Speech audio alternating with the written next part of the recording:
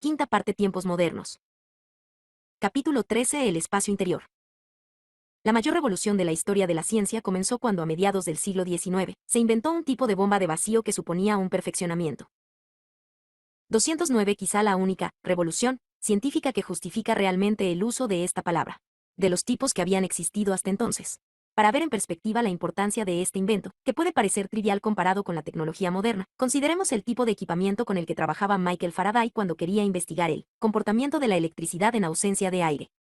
A finales de la década de 1830, Faraday estaba investigando las descargas en el vacío utilizando una botella de cristal en la que había un único electrodo fijado en su interior.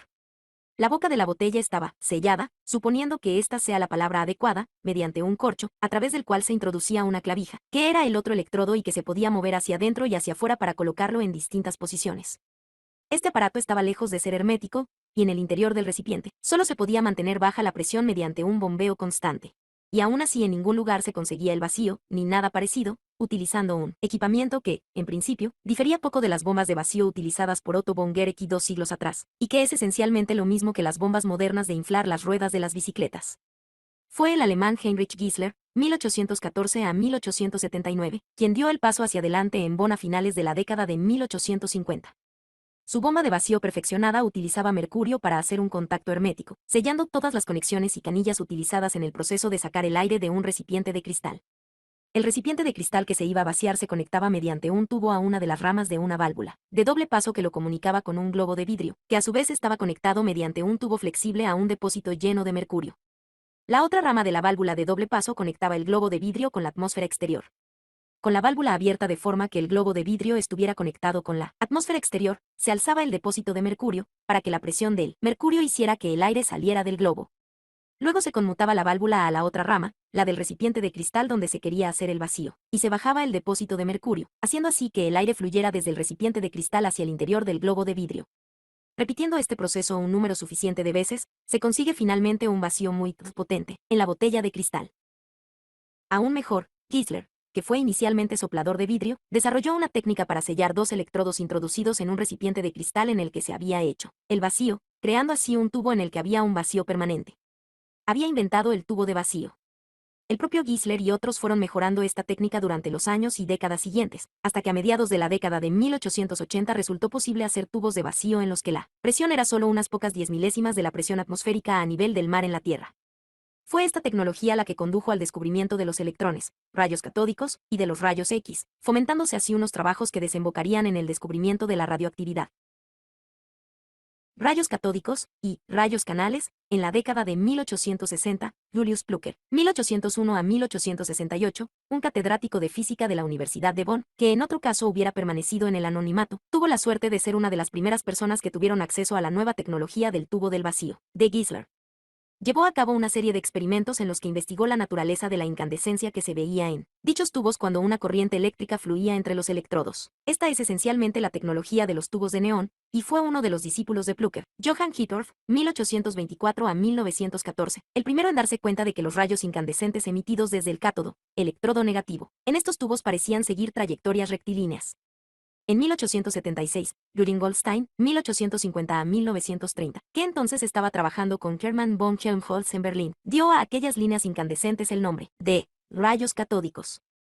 Demostró que estos rayos podían proyectar sombras y, como hicieron también varios de sus contemporáneos, comprobó que eran desviados por los campos magnéticos, pero pensó que eran ondas electromagnéticas similares a la luz. En 1886, Goldstein descubrió otro tipo de rayos, que eran emitidos desde unos orificios existentes en los ánodos, electrodos positivos, de los tubos de descarga que estaba utilizando en aquel momento. Los llamó rayos canales, según la palabra alemana empleada para designar a dichos orificios. Actualmente sabemos que estos rayos son chorros de iones dotados de carga positiva, es decir, átomos que han perdido uno o más electrones. Ya en 1871, en un informe publicado por la Royal Society, el ingeniero eléctrico Cranwell Fleetwood Varley, 1828 a 1883, sugería que los rayos catódicos podían ser partículas de materia atenuadas, proyectadas por la electricidad desde el polo negativo 210, y esta idea de dar una explicación corpuscular para los rayos fue luego retomada por William Crookes, 1832 a 1919. William Crookes, el tubo de Crookes y la interpretación corpuscular de los rayos catódicos. Crookes, que nació el 17 de junio de 1832 en Londres, fue el mayor de 16 hermanos, y su padre era sastre y hombre de negocios. Su carrera profesional como científico no fue nada habitual y se sabe poco sobre la primera fase de su educación, pero a finales de la década de 1840 era ayudante de August von Hofmann en el Royal College of Chemistry. Trabajó en el Departamento de Meteorología del Radcliffe Observatory en Oxford en 1854 y 1855, y luego como profesor de química en el Chester Training College durante el año académico 1855-1856. Pero posteriormente heredó de su padre una cantidad de dinero que le bastaba para ser económicamente independiente y regresó a Londres, donde montó un laboratorio de química privado y fundó la publicación semanal Chemical News, que editó hasta 1906. Crookes tenía interés por muchas cosas, incluido el espiritismo, pero solo hablaremos del papel que desempeñó en la historia del descubrimiento de los electrones. Esto fue consecuencia de su invención de un tubo de vacío mejor que los que existían hasta el momento, llamado tubo de Crookes, con el que se creaba un vacío aún mejor, más riguroso, que el que podían conseguir sus colegas contemporáneos de la zona continental europea. Con un vacío mejor, Crookes pudo realizar experimentos que, según él, aportaban una prueba definitiva de la naturaleza corpuscular de los rayos catódicos. Una parte de esos experimentos consistía en colocar una cruz de malta metálica en el tubo y obtener una sombra nítidamente perfilada de la cruz en la incandescencia producida cuando 210 Proceedings of the Royal Society, volumen 19, 1871, p. 236. Los rayos chocaban contra la pared del tubo de cristal situada detrás de la cruz.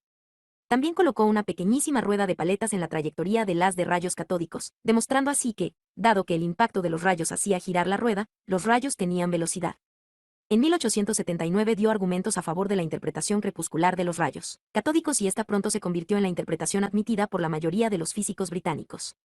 Sin embargo, la situación era bastante diferente en el continente, especialmente en Alemania, donde a principios de la década de 1880 Heinrich Hertz realizó unos experimentos que parecían demostrar que los campos eléctricos no producían efecto alguno sobre estos rayos. Sabemos actualmente que esto se debía a que sus tubos de vacío contenían demasiado gas residual, que se ionizaba e interfería con los electrones, y se estableció firmemente la idea de que los rayos catódicos eran un tipo de onda electromagnética.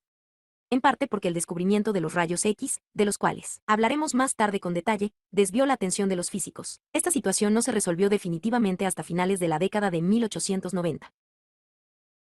Se demuestra que los rayos catódicos se mueven mucho más lentamente que la luz. Las pruebas de que los rayos catódicos no podían ser sencillamente un tipo de radiación electromagnética llegaron en 1894, cuando J.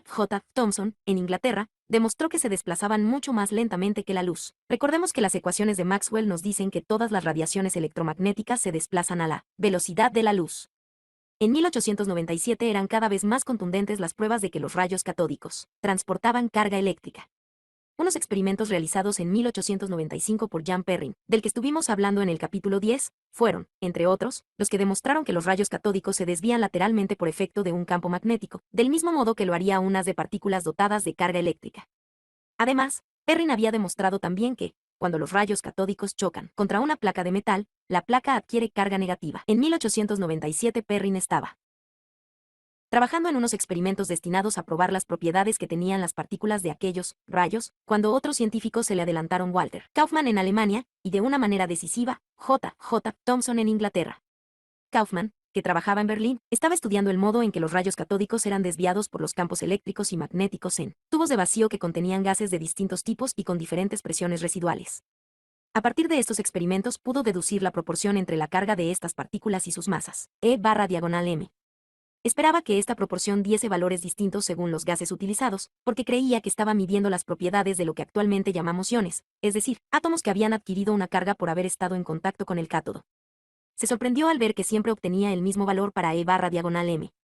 Thomson, que, por cierto, no tenía relación alguna con el William Thomson que llegó a ser Lord Kelvin, también midió el valor de E/m, pero utilizando una técnica muy esmerada en la que un haz de rayos catódicos era desviado en una dirección por un campo magnético, y luego en sentido contrario por otro campo magnético, de tal modo que los dos efectos se compensaban con toda exactitud, anulándose mutuamente. Pero, no, se sorprendió al descubrir que siempre conseguía el mismo valor para esta proporción, porque pensó desde el principio que estaba manejando chorros de partículas idénticas emitidas por el cátodo.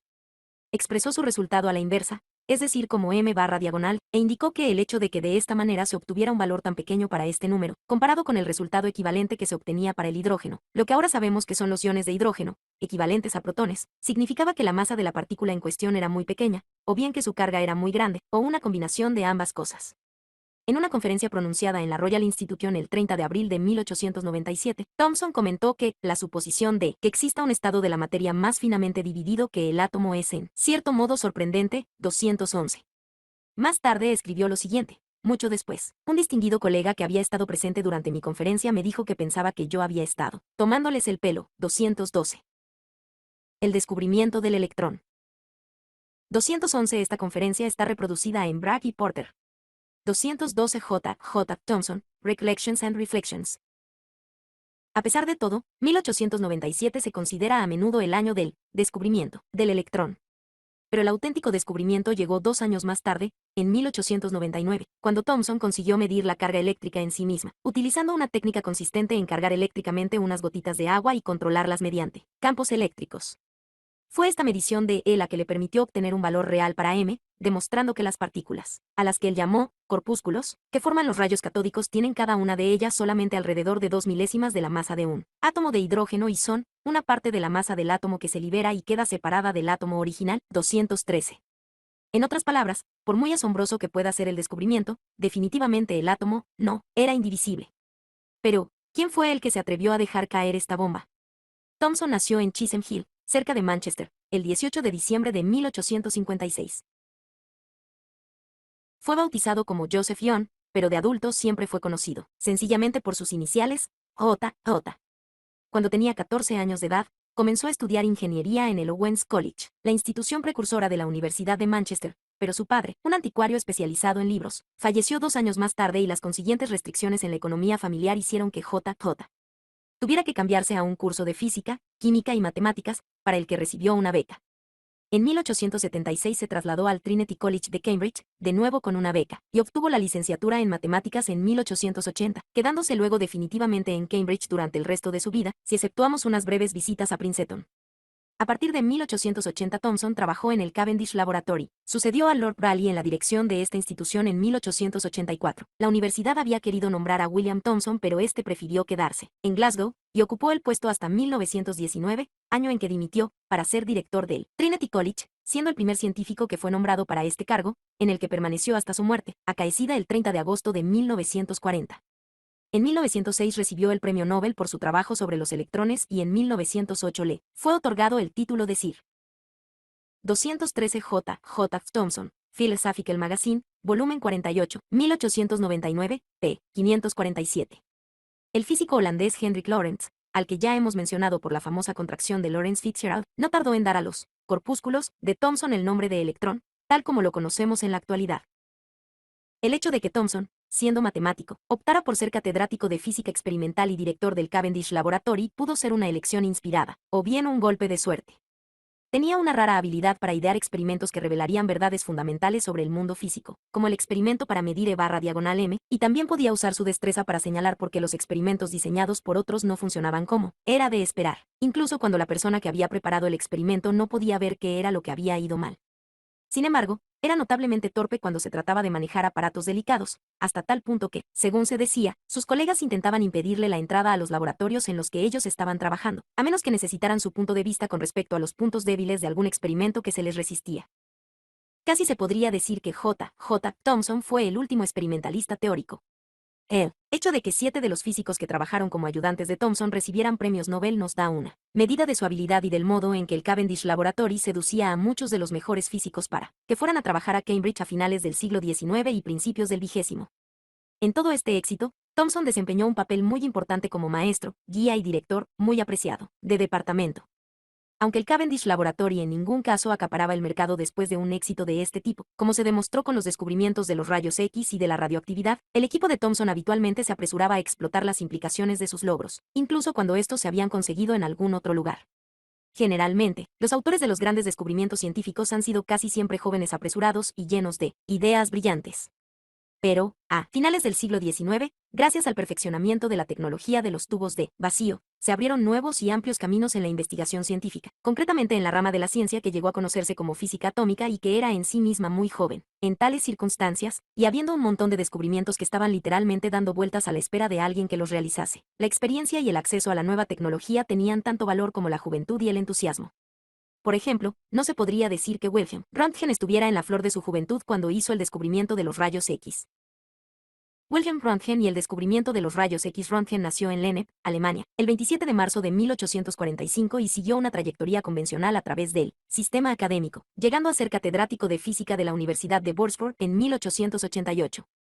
Era un físico coherente y con buena capacidad que trabajaba en distintas áreas dentro de la física, sin establecer ninguna distinción especial.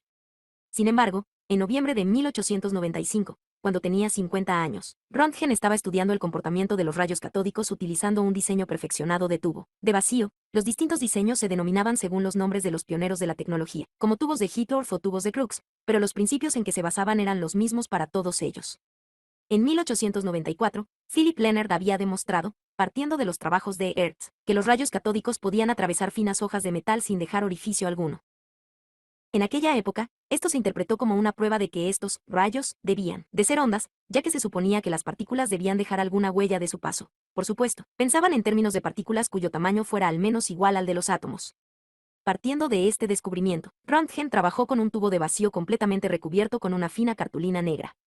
Su idea era bloquear el paso de la luz incandescente que se producía dentro del tubo con el fin de detectar el más leve rastro de rayos catódicos que pudiera penetrar en el cristal del propio tubo. Uno de los modos habituales de detectar los rayos catódicos consistía en utilizar una pantalla de papel pintada, con cianuro de platino y bario que se volvía fluorescente cuando los rayos impactaban sobre ella. El 8 de noviembre de 1895, Röntgen había dejado una pantalla de estas a un lado del aparato, fuera de la línea de impacto de los rayos catódicos, ya que esta pantalla no tenía nada que ver con el experimento que estaba realizando. Para su sorpresa, observó que la pantalla adquiría un brillo fluorescente cuando el tubo de vacío estaba funcionando con el laboratorio a oscuras. Después de llevar a cabo unas meticulosas investigaciones para asegurarse de que había descubierto realmente un fenómeno nuevo, Röntgen presentó un informe sobre este descubrimiento ante la Würzburg Physikalische Medizinische Gesellschaft, Sociedad Físico-Médica de Würzburg, el 28 de diciembre. Dicho informe se publicó en enero de 1896. El descubrimiento de lo que el propio Röntgen llamó rayos X, pero que en el mundo germanohablante se suele denominar rayos Röntgen, causó sensación, en gran medida por la capacidad que tienen estos rayos para penetrar en el cuerpo humano y proporcionar imágenes fotográficas del esqueleto. Los primeros ejemplares del informe relativo al descubrimiento, en los que se incluían, entre otras cosas, fotografías por rayos X de una mano de la esposa de Röntgen, se difundieron el 1 de enero de 1896, y al cabo de una semana, comenzaron a aparecer en los periódicos los primeros reportajes sobre este hallazgo sensacional. El 13 de enero, Röntgen realizó una demostración del fenómeno ante el emperador Guillermo II en Berlín, y se publicaban traducciones al inglés de este informe en la revista Nature el 23 de enero, el mismo día en que Röntgen daba su única conferencia pública sobre el tema en Würzburg, y también en Science el 14 de febrero. En marzo de 1896, Röntgen publicó otros 2 informes sobre los rayos X, pero estas fueron sus últimas contribuciones al tema, aunque siguió en activo dentro de la ciencia, llegando a ser catedrático de física en Múnich en 1900. Murió el 10 de febrero de 1923. Su gran contribución a la ciencia le valió en 1901 el Premio Nobel de Física, el primero que se concedió en esta rama de la ciencia. Casi desde el principio, los físicos supieron gran cantidad de cosas sobre el comportamiento de los rayos X. Aunque no sabían exactamente qué eran estos rayos. Se producían cuando los rayos catódicos incidían sobre las paredes de cristal de un tubo de vacío, por lo tanto la procedencia de la energía que transportaban no era ningún misterio, y se extendían desde esta fuente en todas las direcciones. Figura 35. Radiografía realizada por Röntgen en 1895 a la mano de su propia esposa, mostrando el anillo de boda. Se propagaban en línea recta, como la luz, afectaban al material fotográfico, y no eran desviados por los campos eléctricos ni por los campos magnéticos. Sin embargo, a diferencia de la luz, no parecía que experimentaran reflexión o refracción, y durante muchos años no estuvo claro si eran ondas o partículas. Esto no impidió que los rayos X se utilizaran ampliamente durante la década que siguió a su descubrimiento, no solo en las aplicaciones médicas inmediatas, aunque con algunos desafortunados efectos secundarios por el desconocimiento de los peligros que conlleva una exposición excesiva, sino también en la física, donde, por ejemplo, demostraron ser ideales para ionizar gases. Hasta más o menos después del año 1910 no llegó a estar claro que los rayos X son en realidad un tipo de onda electromagnética con longitudes de onda mucho más cortas que la luz visible, o incluso que la luz ultravioleta, y que sí experimentan reflexión y refracción, cuando los anticátodos son los adecuados. Sin embargo, por lo que respecta al desarrollo de la física atómica, lo más importante del descubrimiento de los rayos X es que condujo, casi inmediatamente, al descubrimiento de otro tipo de radiación mucho más intrigante. Si ha habido alguna vez un científico que haya estado en el lugar adecuado en el momento adecuado, ese fue Henri Becquerel. El abuelo de Henry, Antoine Becquerel, 1788 a 1878, fue un pionero en el estudio de los fenómenos eléctricos y luminiscentes, con tanto éxito que en 1838 se fundó para él una cátedra de física en el Museo Francés de Historia Natural.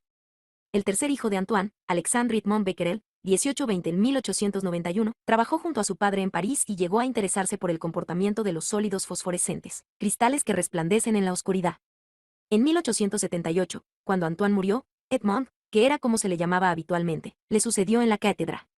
Para entonces, su propio hijo, Henri Becquerel, 1852 a 1908, seguía ya la tradición familiar de dedicarse a la física. Henry obtuvo su doctorado en la Facultad de Ciencias, en París, el año 1888. En 1891, cuando Edmond murió, Henry se convirtió en catedrático de física del Museo Francés de Historia Natural, aunque también trabajó al mismo tiempo como ingeniero jefe en el Departamento de Puentes y Carreteras en París. A su vez, cuando Henry falleció, le sucedió en la cátedra su propio hijo, Jean, 1878-1953, y tuvo que suceder que Jean se retirara en 1948 sin haber tenido hijos, para que la cátedra del Museo Francés de Historia Natural fuera concedida, por primera vez desde su creación 110 años antes, a alguien que no fuera un Becquerel.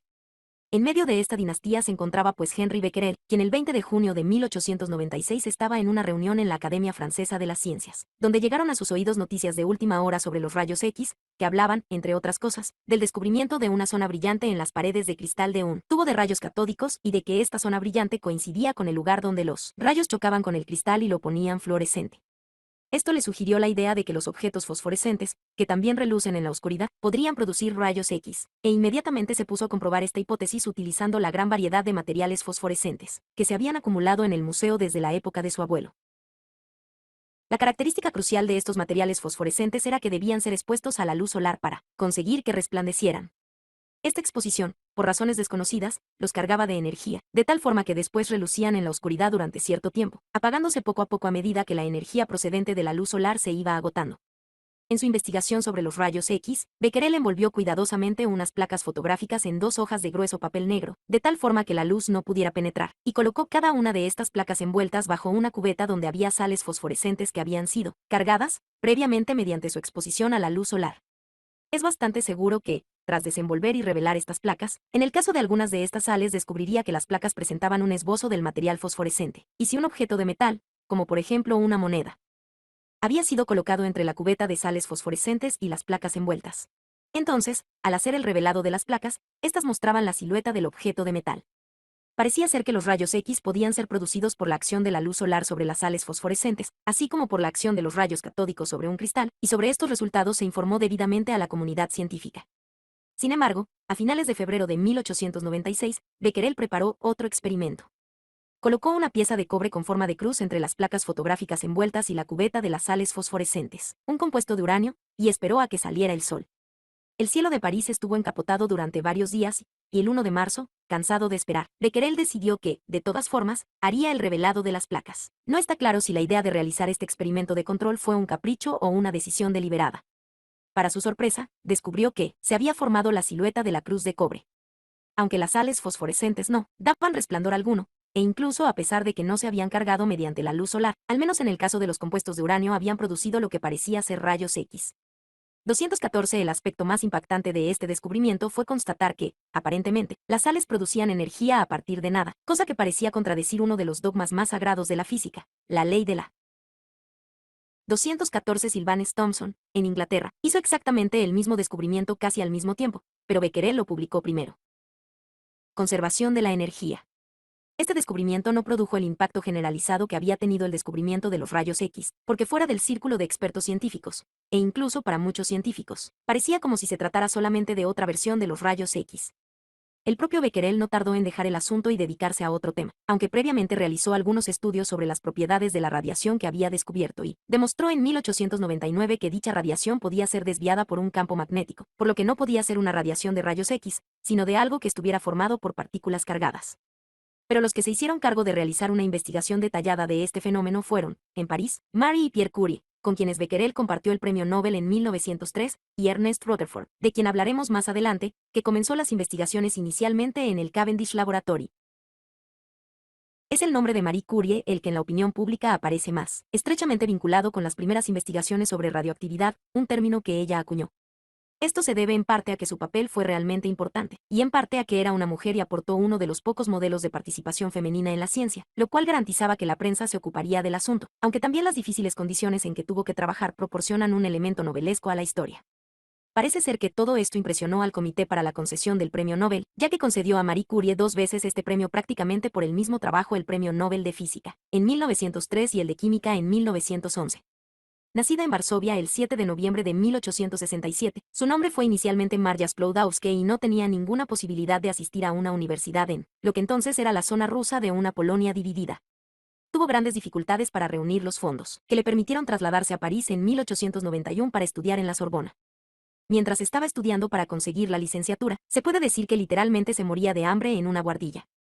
Fue en la Sorbona donde conoció al que en 1895 se convertiría en su marido, Pierre Curie, hijo de un médico, que había nacido el 15 de mayo de 1859, cuando Marie le conoció. Estaba establecido y tenía ya una excelente reputación como experto en las propiedades de los materiales magnéticos. Poco después de contraer matrimonio, Marie se quedó embarazada y, en consecuencia, hasta septiembre de 1897 no pudo dedicarse a su tesis doctoral sobre la radiación del uranio. En aquella época, ninguna mujer había obtenido jamás un doctorado en ninguna universidad europea, aunque Elsa Neumann, en Alemania, pronto lo obtendría. Siendo mujer pionera en el mundo científico, se le permitió bastante a regañadientes el uso de un cobertizo con goteras para que desarrollara allí su trabajo. No se le consintió el acceso a los laboratorios principales por temor a que la excitación sexual que podría producir su presencia obstaculizara las tareas de los investigadores. Marie hizo su primer gran descubrimiento en febrero de 1898 que la pechblenda, el mineral del que se extrae el uranio, es más radioactiva que el propio uranio, por lo que ha de contener otro elemento altamente radioactivo. El descubrimiento fue tan importante que Pierre abandonó las investigaciones que estaba realizando y unió sus esfuerzos a los de Marie para aislar este elemento, que hasta entonces era desconocido. Después de un intenso trabajo descubrieron en realidad dos elementos, uno al que llamaron polonio, un gesto abiertamente político con respecto a su país, que oficialmente no existía, y otro que denominaron radio. En marzo de 1902 consiguieron finalmente aislar un decigramo de radio a partir de toneladas de pechblenda, una cantidad suficiente para poder analizarlo químicamente y encontrar su lugar en la tabla periódica. Marie obtuvo su doctorado un año más tarde, el mismo año en que recibió su primer premio Nobel. Fue Pierre quien midió la asombrosa cantidad de energía que producía el radio, suficiente para que cada gramo de radio calentara 1 gramo y 1/3 de agua desde el punto de congelación hasta el punto de ebullición en 1 hora. Además, esta actividad parecía no tener fin, ya que un solo gramo de radio era capaz de calentar una y otra vez 1 gramo y otro de agua de la misma manera, hasta el punto de ebullición. Era como obtener algo a partir de nada, en una violación flagrante de la ley de conservación de la energía. Este descubrimiento fue tan importante como el descubrimiento del radio en sí mismo e hizo que el equipo obtuviera un reconocimiento cada vez mayor. Sin embargo, justo cuando la pareja Curie comenzaba a disfrutar una vida más confortable como resultado de su éxito, el 19 de abril de 1906 Pierre murió al resbalar cruzando una calle en París, ya que tuvo la mala suerte de que las ruedas de un coche de caballos le aplastaran el cráneo. Parece altamente probable que el resbalón fuera consecuencia de los ataques de vértigo que padecía, ocasionados por lo que actualmente se considera que fue una enfermedad debida a la radiación. Marie murió en una clínica de la Alta Saboya el 4 de julio de 1934 a causa de la leucemia, siendo finalmente víctima también de una enfermedad producida por la radiación. Sus cuadernos de laboratorio son todavía tan radioactivos que se conservan en un baúl forrado de plomo, y solo se sacan de allí ocasionalmente y con grandes medidas de precaución. Los descubrimientos de los rayos X y de la radiación atómica, e incluso la identificación del electrón, constituyen solo una primera fase de descubrimientos dentro de todo el desarrollo del conocimiento del mundo subatómico. En realidad, fueron el descubrimiento de que existía un mundo subatómico que había que explorar. El científico que, más que ningún otro, dio forma al mundo subatómico, poniendo un cierto orden en estos descubrimientos y deduciendo la primera explicación de la estructura del átomo, fue Ernest Rutherford.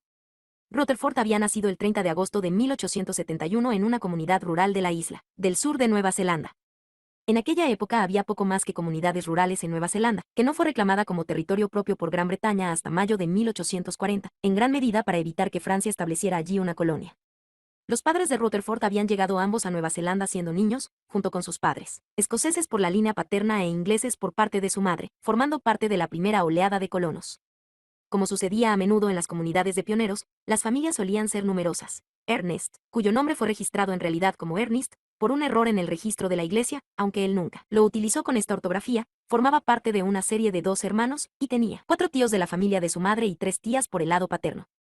Nació en el municipio de Spring Grove, cerca de la ciudad de Nelson, pero a causa de los cambios en las delimitaciones municipales su lugar de nacimiento se encuentra actualmente en el municipio de Brightwater. La familia se trasladó a otro lugar situado a unos pocos kilómetros de distancia, llamado Fox Hill, cuando Ernest tenía 5 años y medio. Rutherford fue de niño un estudiante capaz, pero no destacado, que, según parece, a fuerza de trabajar duro llegaba justo a rendir lo suficiente para conseguir por los pelos las becas que le permitirían pasar al nivel educativo siguiente. De esta manera, obtuvo el título de graduado en letras que concedía el Canterbury College, Christchurch, en 1892. En el programa había asignaturas tanto de ciencias como de letras, para luego conseguir en 1893 una licenciatura, basada en parte en una original investigación relacionada con la electricidad y el magnetismo. Aquel año solamente 14 estudiantes obtuvieron en Nueva Zelanda el título de licenciado. En aquella época Rutherford era ya brillante académicamente, pero incluso así le resultó imposible conseguir un trabajo como maestro, su primera opción, y prácticamente había agotado las posibilidades de estudio existentes en Nueva Zelanda. Se trazó un plan para continuar sus estudios en Europa con una beca. Sin embargo, para poder solicitar aquella financiación, tenía que ser un estudiante matriculado en la universidad, por lo que en 1894 se inscribió en un curso de graduado en ciencias que le resultaba más bien superfluo y continuó trabajando en la investigación mientras se ganaba el sustento en un principio como preceptor, y probablemente con alguna ayuda económica de su familia. Por suerte para Rutherford, un profesor de la Christchurch Boys' School cayó enfermo en noviembre de 1894 y Rutherford pudo asumir parte de su trabajo. La beca a la que Rutherford aspiraba formaba parte de un programa británico establecido en 1851 para celebrar la Exposición Universal.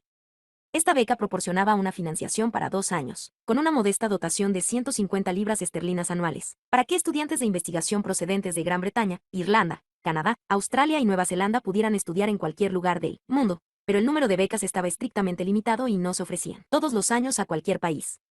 En 1895 solo se ofreció una beca para Nueva Zelanda y se presentaron 2 candidatos, que tenían que competir entre sí en Londres realizando una disertación en la que debían explicar en qué consistían sus proyectos de investigación. Figura 36.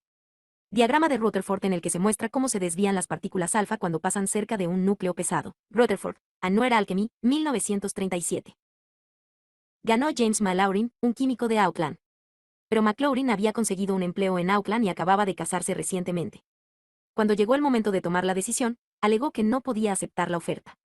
Así fue como Rutherford recibió la beca y en el otoño de 1895 se incorporó al Cavendish Laboratory, siendo la primera persona que entraba en la Universidad de Cambridge como estudiante de investigación hasta entonces el único modo de convertirse en miembro de aquella comunidad tan exclusiva era comenzar como estudiante de licenciatura y abrirse camino para ir ascendiendo. Esto sucedió solo 2 meses antes de que Röntgen descubriera los rayos X y un par de años antes de que Thomson midiera el valor de E/diagonal m para el electrón. Rutherford fue entonces el hombre adecuado que estaba en el lugar adecuado en el momento adecuado, y además, era un joven que tenía prisa. La combinación de todo esto le llevaría a un éxito espectacular en el mundo de la ciencia. Las primeras investigaciones que Rutherford había realizado en Nueva Zelanda había tenido como objeto, entre otras cosas, las propiedades magnéticas del hierro, que demostró utilizando ondas de radio de alta frecuencia, solo 6 años después de que Hertz hubiera descubierto las ondas de radio. Como parte de este trabajo, Rutherford construyó un detector de ondas de radio, que resultó ser un aparato muy sensible para la época, uno de los primeros receptores de radio.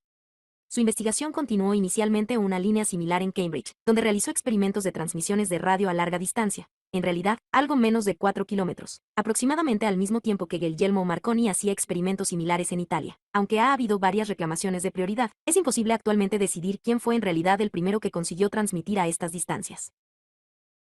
Mientras Rutherford estaba interesado en los aspectos científicos de esta investigación y pronto se desvió hacia la emocionante investigación de la física subatómica, Marconi estaba pensando desde un principio en las posibilidades de la telegrafía sin hilos, con los resultados que ya conocemos todos.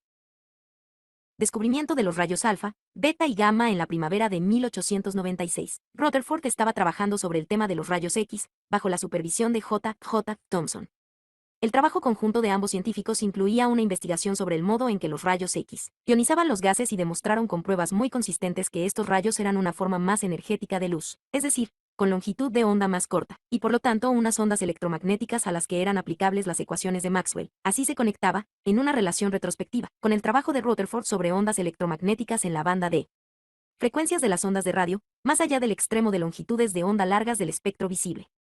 Rutherford no tardó en ponerse a investigar la radiación descubierta por Becquerel, y descubrió que estaba formada por dos componentes. Una, a la que llamó radiación alfa, que tenía corto alcance y se detenía al chocar con una hoja de papel o tras recorrer unos pocos centímetros en el aire, y la otra, a la que llamó radiación beta, que tenía un alcance mucho más largo y un poder de penetración mucho mayor.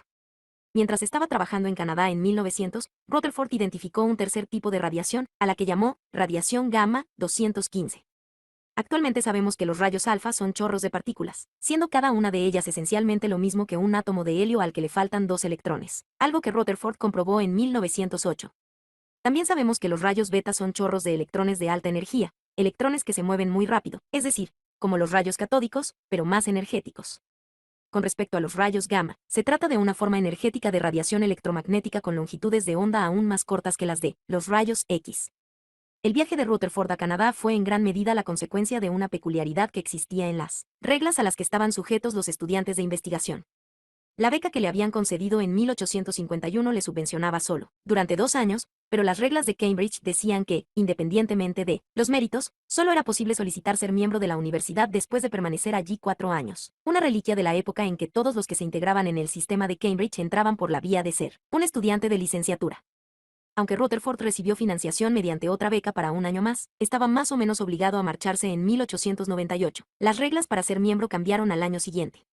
Afortunadamente, quedó vacante una cátedra en la McGill University de Montreal y Rutherford consiguió el puesto.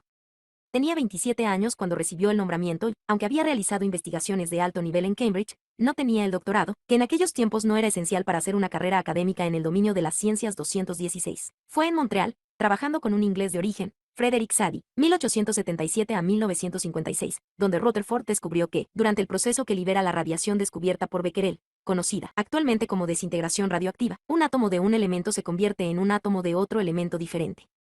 Cuando un átomo emite 215. La identificación de los rayos alfa y beta tuvo lugar en Cambridge, aunque se dio a conocer en un informe publicado en 1899, después de que Rutherford se hubiera marchado a Canadá. 216. Entretanto, Rutherford recibió el premio Nobel en 1908, pero fue el de química, no el de física. En aquellos momentos, los químicos consideraban que la radioactividad pertenecía a su dominio. Sin embargo, el premio provocó una cierta hilaridad entre sus colegas, ya que era sabido que Rutherford consideraba la química como una rama inferior de la ciencia. Partículas alfa o beta, dicho con más rigor y adelantándonos solo un poco a la cronología. El emisor sería el núcleo del átomo, lo que queda es un tipo de átomo diferente. La colaboración entre Rutherford y Sadie resolvió también el misterio de la reserva inagotable de energía que parecía tener los materiales radioactivos, como el radio. Descubrieron que esta transformación de los átomos cumple una regla muy clara, según la cual una cierta proporción de los átomos que inicialmente están presentes en la muestra se desintegrarán, en un cierto tiempo. En la mayoría de los casos esto se expresa denominándolo periodo de desintegración. En el radio, por ejemplo, unas mediciones precisas de la velocidad a la que la radiación disminuye en el laboratorio indican que si este elemento emite partículas alfa durante 1.602 años, la mitad de los átomos se habrá desintegrado convirtiéndose en átomos de un gas llamado radón. Durante los 1.602 años siguientes, se desintegrará la mitad de los átomos que quedan, un cuarto de la muestra original, y así sucesivamente. Esto significa dos cosas. En primer lugar, el radio que se encuentra en la Tierra actualmente no puede haber estado aquí desde que se formó el planeta, sino que ha tenido que ser producido más o menos in situ. Hoy en día lo sabemos por la desintegración del uranio radioactivo, que tiene una vida mucho más larga. En segundo lugar, la reserva de energía que contienen el radio y otros elementos radioactivos no es en absoluto inagotable. Incluso un calentador de agua que funcione a partir de la energía procedente del radio se quedará finalmente sin energía utilizable, ya que el radio constituye una reserva finita de energía, de la misma manera que un campo petrolífero constituye una reserva finita de energía, y desde luego no se viola la ley de la conservación de la energía. Fue Rutherford quien indicó que esta reserva de energía proporcionaba a la Tierra la posibilidad de tener un tiempo de vida de al menos cientos de millones de años, lo que inspiró directamente la obra de Bertrand Boltwood, que oyó a Rutherford hablar del tema durante una conferencia sobre radioactividad que éste pronunció en Yale, y preparó el camino para los trabajos de Arthur Holmes, al que ya mencionamos en el capítulo 12. Aunque en Canadá fue feliz y tuvo un gran éxito, Rutherford se sentía preocupado por haberse alejado de la corriente principal en la que se desarrollaba la investigación en física que se estaba realizando en Europa. Por este motivo, rechazó una oferta lucrativa que le hicieron desde Yate y regresó a Inglaterra en 1907, para trabajar como catedrático de física en la Universidad de Manchester, donde había unas excelentes instalaciones para la investigación. Un indicio de la rapidez con que la física estaba avanzando en aquella época es el hecho de que en el plazo de un año el equipo de Rutherford ya había averiguado que las partículas alfa son lo mismo que unos átomos de helio que han perdido 2 unidades de carga eléctrica negativa, porque, como sabemos actualmente, han perdido 2 electrones. Un año después de esto, en 1909, las partículas alfa, producidas por la radioactividad natural, se estaban ya utilizando para comprobar la estructura del átomo 217. Este es probablemente el trabajo por el que Rutherford se hizo más famoso, aunque en realidad los experimentos fueron realizados por Ernst Hager, 1882 a 1945, y por un estudiante llamado Ernest Marsden, 1889 a 1970, bajo la dirección de Rutherford. No es casualidad que posteriormente Hans Hager desarrollara el detector de radiaciones que lleva su nombre, contador Hager, ya que, por supuesto, estos experimentos no se podían realizar si no era posible detectar las partículas alfa en distintos lugares, después de que hubieran tenido su interacción con los átomos. En los experimentos clásicos llevados a cabo por Hager y Marsden se trataba de unos átomos que estaban en una fina hoja de oro hacia la cual se dirigían las partículas alfa. El modelo atómico de Rutherford antes de que se llevaran a cabo estos experimentos, el modelo de átomo que tenía más aceptación era probablemente el que había desarrollado J. Thomson, en el que el átomo se veía como algo parecido a una sandía, una esfera de materia cargada positivamente en la que estaban incrustados los electrones con su carga negativa, como las pepitas de la sandía. Pero, cuando las partículas alfa, de carga 217, la seguridad que le proporcionaba este trabajo permitió a Rutherford casarse con su prometida, May Newton, en 1900. May había estado esperando pacientemente en Nueva Zelanda desde 1895, viendo a Ernest solo durante las vacaciones. Positiva, se disparaban contra la fina hoja de oro, la mayoría la atravesaba directamente, algunas eran desviadas ligeramente hacia un lado, y unas pocas rebotaban hacia atrás, como una pelota de tenis cuando choca contra un muro de ladrillo. El hecho de que las partículas alfa llevaran 2 unidades de carga positiva podía suponer que, ocasionalmente, fueran repelidas al acercarse a otras concentraciones de masa cargadas también positivamente. Fue Rutherford quien interpretó estos resultados considerándolos una clara señal de que la mayor parte de la masa y la carga del átomo estaba concentrada en un núcleo central diminuto, rodeado por una nube de electrones. La mayoría de las partículas alfa nunca entran en contacto con el núcleo central, un nombre acuñado, en este contexto, por el propio Rutherford en 1912, un año después de que los resultados de Hager y Marsden fueran anunciados oficialmente, sino que se abren paso directamente a través de la nube de electrones. Una sola partícula alfa tiene un peso que es 8.000 veces el de un electrón, por lo que los electrones no tienen ni la más remota esperanza de desviar a las partículas alfa. Si una partícula alfa llega a pasar cerca del núcleo de un átomo, que en el caso del oro pesa 49 veces más que una partícula alfa, la carga positiva del núcleo da un empujón a la partícula, desviándola hacia un lado. Solo en raras ocasiones sucede que la partícula se dirija directamente hacia el núcleo, en cuyo caso es repelida y sale por donde ha venido. Otros experimentos posteriores demostraron que el núcleo ocupa solo alrededor de una 100 milésima del diámetro de un átomo. Normalmente, un núcleo de 3 centímetros de diámetro está empotrado dentro de una nube de electrones de 10 centímetros de diámetro. Hablando en términos muy aproximativos, las desproporciones son como la de un grano de arena con respecto al Carnegie Hall. Los átomos están formados en su mayoría por espacio vacío, ocupado todo el por una red de fuerzas electromagnéticas que actúan entre las cargas positivas y las negativas. Esto significa, lo cual seguramente habría encantado a Faraday, que todo lo que consideramos materia sólida, incluido el libro que está usted leyendo y la silla en la que se sienta, es en su mayor parte espacio vacío, ocupado completamente por una red de fuerzas electromagnéticas que actúan entre las cargas positivas y las negativas. La desintegración radioactiva Rutherford tenía todavía por delante una brillante carrera, pero nada de lo que consiguiese sería tan importante como su modelo atómico, por el que con toda seguridad tendría que haber recibido un segundo premio Nobel, esta vez el de física. Durante la Primera Guerra Mundial, trabajó desarrollando técnicas de detección de submarinos en las que se utilizaba el sonido, incluido el precursor de lo que sería el ASDIC y el sonar, y en 1919 sucedió a Thomson como profesor y director del Cavendish Laboratory. El mismo año, continuando la línea de experimentos anteriores realizados por Marsden, descubrió que los átomos de nitrógeno bombardeados con partículas alfa se convertían en una forma del oxígeno, con la emisión de un núcleo de hidrógeno, un protón. Rutherford acuñó también este término, que apareció por primera vez en una obra impresa en 1920. Esta fue la primera transmutación artificial de un elemento. Estaba claro que este proceso conllevaba un cambio en el núcleo del átomo, y marcó el comienzo de la física nuclear. Mediante experimentos realizados conjuntamente con James Chadwick, 1891 a 1974, entre 1920 y 1924, Rutherford demostró que la mayoría de los elementos más ligeros emitían protones cuando eran bombardeados con partículas alfa. Desde entonces hasta su temprana muerte, el 19 de octubre de 1937, por complicaciones resultantes de un problema de hernia que tuvo durante muchos años, el papel que desempeñó fue principalmente el de ejercer una gran influencia como guía de una nueva generación de físicos en el Cavendish Laboratory. Había sido nombrado Sir en 1914 y se convirtió en barón Rutherford of Nelson en 1931, solo un año antes de que quedara finalizado el modelo nuclear del átomo gracias al descubrimiento o identificación, de los neutrones, realizado por Chadwick. La existencia de los isótopos entre 1912, año en que Rutherford dio nombre al núcleo del átomo, y 1932, cuando Chadwick identificó los neutrones, aparte del descubrimiento de que los núcleos de un elemento pueden transformarse en núcleos de otro elemento, el acontecimiento más importante para el conocimiento del átomo fue el descubrimiento de que cada elemento puede presentarse en variedades diferentes. El autor de este descubrimiento fue Francis Aston, 1877 a 1945, que lo hizo cuando estaba trabajando junto con Thomson en el Cavendish Laboratory a finales de la segunda década del siglo XX.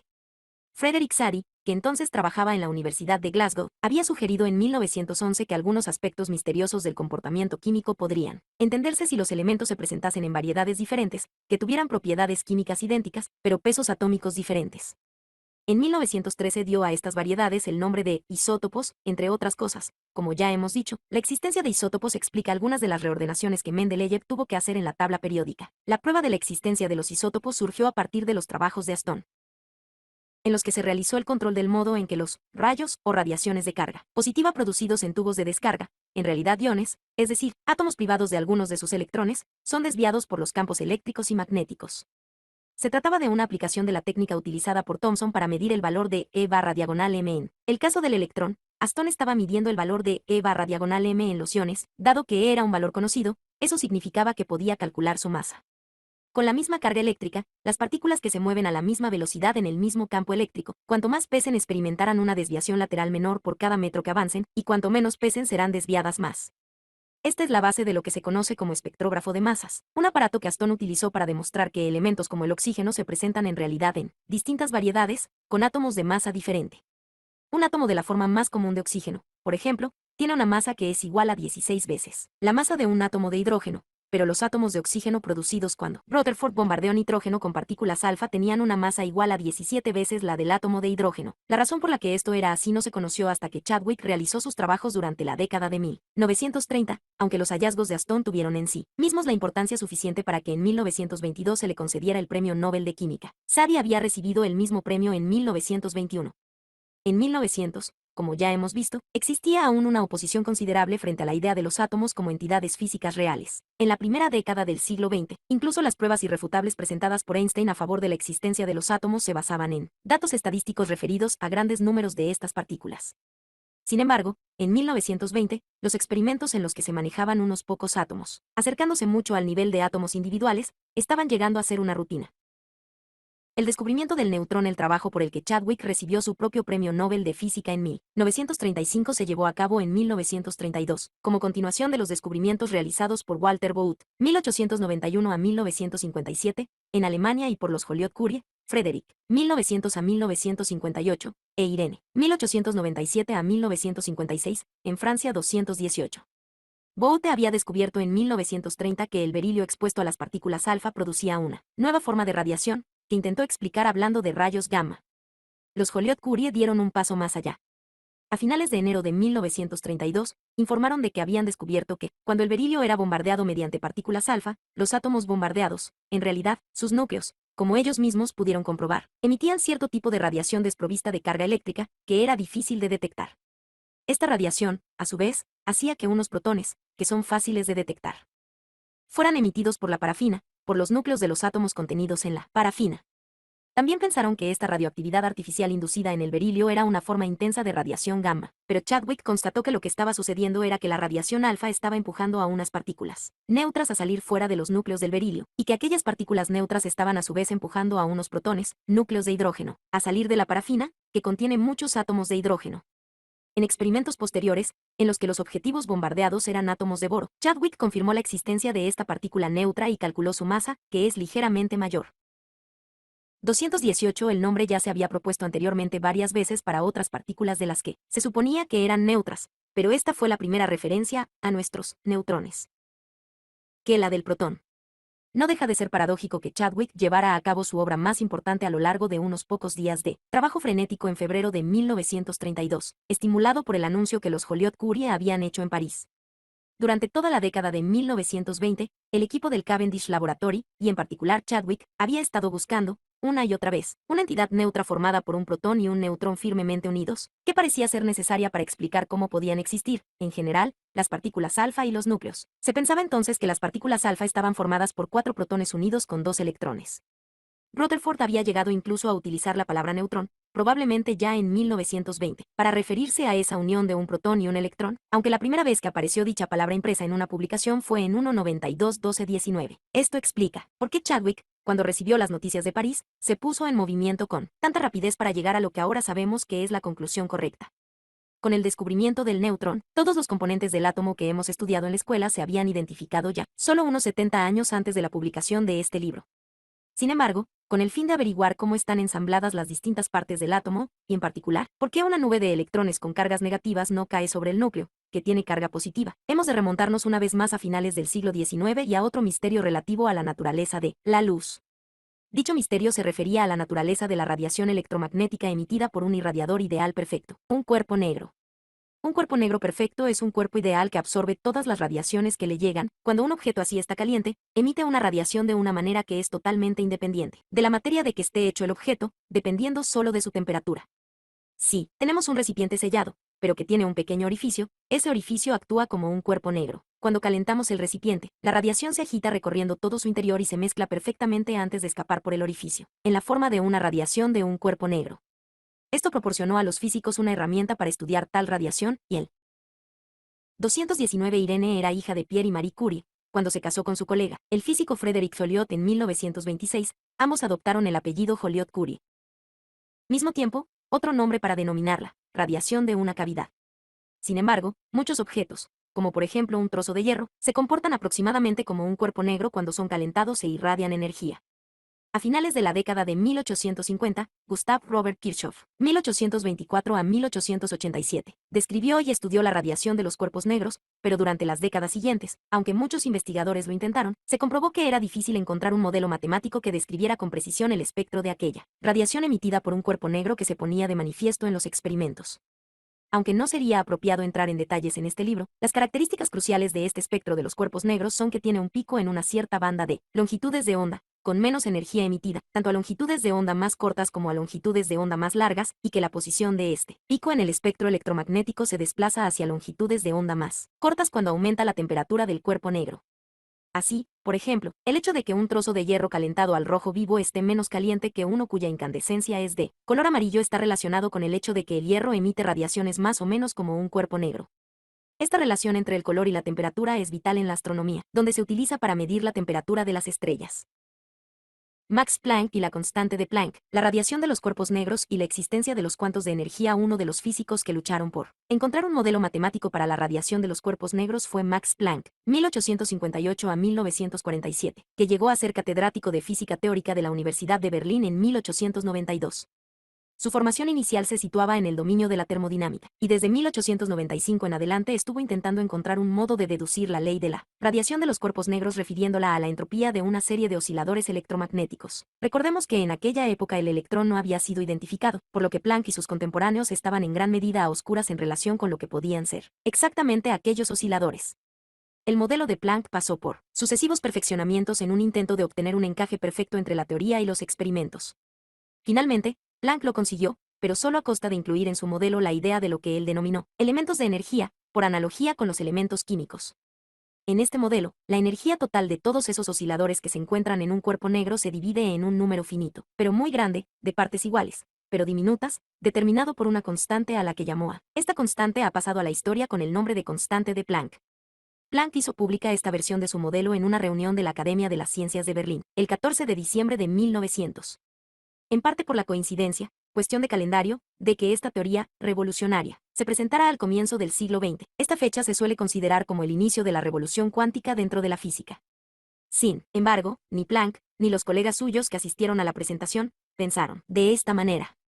No consideraban los cuantos de energía como algo real, sino como un artilugio matemático temporal que desaparecería cuando se desarrollara un modelo mejor. Después de todo, el modelo de Planck ya había pasado por muchas modificaciones. ¿Por qué no iba a ser posible seguir ajustándolo? En aquella época nadie sugirió, ni Planck, ni ningún otro, que la noción de cuantos de energía se correspondiera con una realidad física.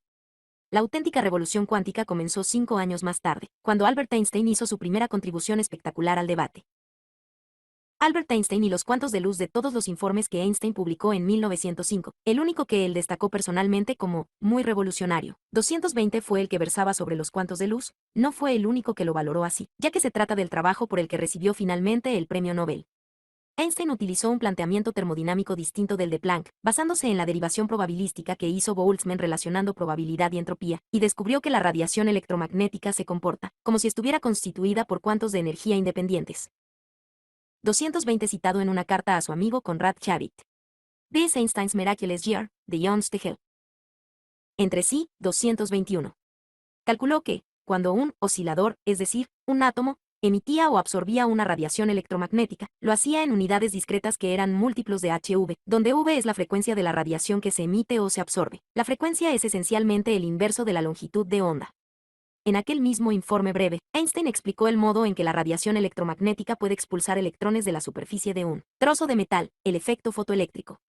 En 1902, Philip Lenard, continuando en la línea de estudios anteriores sobre el efecto fotoeléctrico, había descubierto que, cuando se proyecta luz de una determinada longitud de onda, de un color determinado, sobre una superficie, los electrones emitidos tienen todos ellos la misma energía, pero esta energía es diferente para diferentes longitudes de onda de la luz. No importaba que la fuente de luz fuera más brillante o más débil, el número de electrones emitidos era mayor cuando la luz era más brillante, pero cada uno de ellos seguía teniendo la misma energía.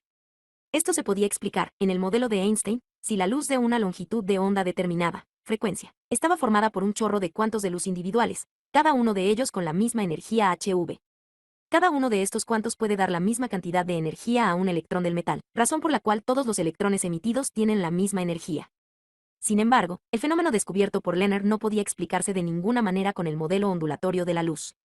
Aunque Einstein recalcó la índole provisional de sus teorías, incluso en el título del informe, sobre un enfoque heurístico con respecto a la producción y transformación de la luz, a diferencia de Planck, parecía estar convencido en su fuero interno de que los cuantos de luz no se bautizaron como fotones. Hasta 1926, cuando el químico estadounidense Gilbert Lewis les dio este nombre, eran reales. Aceptó plenamente que se trataba de una teoría revolucionaria y explicó lo siguiente: según la hipótesis que hemos considerado aquí, en la propagación de un rayo de luz emitido desde una fuente puntual, la energía no se distribuye de forma continua por volúmenes de espacio cada vez mayores, sino que está formada por un número finito de cuantos de 221 bis Einstein's Miraculous Year, de Jones to Hell. Energía localizados en puntos concretos del espacio, y estos cuantos se desplazan sin dividirse, pudiendo ser generados o absorbidos únicamente como unidades completas. Este párrafo marca el auténtico comienzo de la revolución cuántica. Dependiendo de los distintos experimentos, se podía considerar que la luz se comportaba como una onda, el experimento de la doble rendija, o como un chorro de partículas, según el efecto fotoeléctrico. ¿Cómo podía ser esto? Los contemporáneos de Einstein eran muy conscientes de las consecuencias revolucionarias de este planteamiento, pero no estaban en absoluto convencidos. Había una persona en particular que se enfureció ante lo que consideraba un absurdo y, además, estaba en situación de poder hacer algo al respecto. Se trataba de Robert Millikan, 1868 a 1953, un físico experimental estadounidense que trabajaba en la Universidad de Chicago. No podía admitir la idea de que los cuantos de luz existieran en la realidad y se decidió a demostrar que la interpretación del efecto fotoeléctrico formulada por Einstein era errónea. Tras realizar una larga serie de difíciles experimentos, lo único que pudo demostrar fue que Einstein tenía razón, y, de paso, consiguió calcular un valor muy preciso de la constante de Planck, 657x1021. En la mejor tradición científica, fue esta confirmación experimental de la hipótesis de Einstein la que puso de manifiesto claramente, hacia 1915, que había algo interesante en la idea de los cuantos de luz, y resultó aún más impactante por el hecho de que dicha confirmación la obtuviera precisamente un escéptico que intentaba demostrar que aquella idea era errónea. Hacia el final de su vida, Millikan comentaba pesaroso: invertí 10 años de mi vida comprobando aquella fórmula que planteó Einstein en 1905, en contra de todas mis expectativas. En 1915 me vi obligado a reconocer que se había confirmado sin ambigüedades, a pesar de no resultar razonable. 222. El consuelo de Millikan fue el Premio Nobel de Física que recibió en 1923, por su 222 Best Reviews of Modern Physics, volumen 21, 1949, p. 343. Obra y por la excelente precisión de su medición de la carga del electrón. No es casualidad que a Einstein se le concediera el premio Nobel en 1922, aunque realmente era el de 1921, que se había pospuesto al año siguiente. Pero para entonces la idea de los cuantos ya había demostrado su utilidad para explicar el comportamiento de los electrones dentro de los átomos, aunque todavía no se comprendía totalmente el fenómeno cuántico. el problema que planteaba el modelo atómico de Rutherford, consistente en un diminuto núcleo central rodeado de una nube de electrones que se mueven en un espacio vacío, era la falta de algo que impidiera a los electrones caer sobre el núcleo. Después de todo, el núcleo tiene carga positiva y los electrones tienen carga negativa, por lo que han de atraerse mutuamente. Para buscar un modo de estabilizar este sistema, se podría establecer una analogía con los planetas que giran en órbitas alrededor del Sol, pero desgraciadamente tal analogía no se sostiene. Por supuesto, los planetas son atraídos por el Sol mediante la fuerza de la gravedad, y querrían caer hacia él, pero su movimiento los mantiene en sus órbitas, ya que en cierto sentido la fuerza centrífuga compensa el tirón de la gravedad. Pero los electrones no pueden describir órbitas alrededor del núcleo de la misma manera, porque tienen carga eléctrica y, además, dado que tienen que cambiar de dirección para moverse en una órbita alrededor del núcleo, tienen una aceleración en el caso de la Luna cuando describe su órbita alrededor de la Tierra. La aceleración significa un cambio en la velocidad o en la dirección del movimiento, o en ambas. Una carga eléctrica que se acelera emitirá energía en forma de ondas electromagnéticas. A medida que pierde energía, un electrón, en órbita, alrededor de un núcleo caería en dicho núcleo describiendo una espiral y el átomo se colapsaría en una escala de tiempo del orden de una 10.000 millonésima de segundo, 223. No hay modo de resolver este dilema en el marco de la física clásica de Newton, Maxwell. La razón por la que los átomos son estables se explica totalmente gracias 223 en sentido estricto, un planeta que gira en órbita alrededor de una estrella, moviéndose por el campo gravitatorio de dicha estrella, generará una radiación gravitatoria y perderá energía lentamente de una manera similar. Pero la gravedad es una fuerza tan débil que no produce efectos que se puedan medir en la órbita de un planeta, como la Tierra, ni siquiera en miles de millones de años. Después de todo, pensemos que es necesaria la gravedad de toda la Tierra para superar las fuerzas eléctricas que actúan entre unos pocos átomos del tallo de una manzana y hacer que ésta caiga del árbol. A la física cuántica, y la primera persona que se dio cuenta de cómo podría suceder esto fue el danés Niels Bohr. Niels Bohr. El primer modelo cuántico del átomo Bohr nació en Copenhague el 7 de octubre de 1885. Procedía de una familia de académicos. Su padre fue catedrático de fisiología en la Universidad de Copenhague y Charles, hermano de Niels, llegó a ser catedrático de matemáticas en la misma universidad, y recibió una buena educación científica, que culminó con un doctorado en física de la Universidad de Copenhague en 1911. Su padre había muerto de un ataque al corazón unos pocos meses antes. En septiembre de 1911 fue a trabajar por un año bajo la dirección de J.J. Thomson en el Cavendish Laboratory, pero le resultó difícil adaptarse, en parte por su inglés imperfecto y su timidez, en parte porque sus intereses dentro de la investigación no encajaban bien con los de aquella institución en aquella época, y en parte porque J. Thomson, que entonces tenía una edad en torno a los 55 años, no era ya tan receptivo a las ideas nuevas como lo había sido en otros tiempos. No obstante, en octubre Rutherford pronunció una conferencia en Cambridge, explicando su último trabajo y causando una fuerte impresión en el joven Bohr. Un mes más tarde, Bohr fue a Manchester a visitar a un antiguo colega de su padre, este amigo de la familia. A instancias de Bohr, invitó a Rutherford a que se reuniera con ellos para cenar. A pesar de la barrera del lenguaje, Rutherford y Bohr hicieron buenas migas inmediatamente, ya que, además de tener ambos intereses científicos comunes, Rutherford comprendía lo que era sentirse intruso en Cambridge cuando uno está empezando la carrera profesional. Como consecuencia de este encuentro, en marzo de 1912 Bohr se trasladó a Manchester para pasar allí los últimos 6 meses de su estancia en Inglaterra. Fue en Manchester donde desarrolló el primer modelo cuántico del átomo, basado directamente en el modelo de Rutherford, aunque le llevó más de 6 meses terminar este trabajo. Bohr regresó a Dinamarca durante el verano de 1912, se casó con su novia, Margrethe Norland, el 1 de agosto y en otoño ocupó un puesto de docente en la Universidad de Copenhague. Fue allí donde terminó una trilogía de informes sobre la estructura del átomo, que fueron publicados todos ellos antes de finalizar el año 1913 y que constituyeron la base del trabajo por el que recibiría el premio Nobel en 1922. La gran genialidad, o habilidad, de Bohr a lo largo de toda su carrera fue saber hilvanar todos los elementos de la física que resultaran necesarios con el fin de elaborar, para cualquier fenómeno, un modelo que funcionase.